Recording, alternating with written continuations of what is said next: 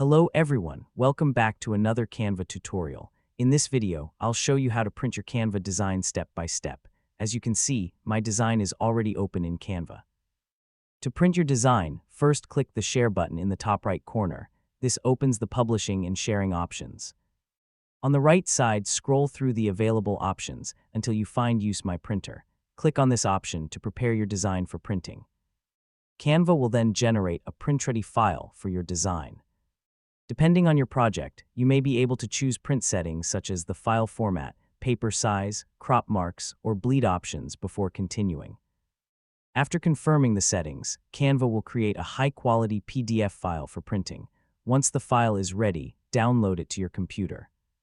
Next, open the downloaded PDF file and press Ctrl+P on your keyboard, or choose the print option from your PDF viewer.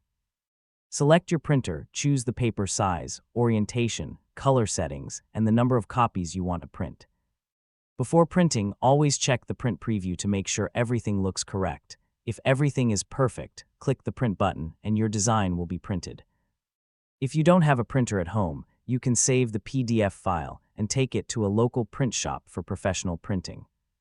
This is a great option for posters, business cards, flyers, invitations, and other high-quality designs.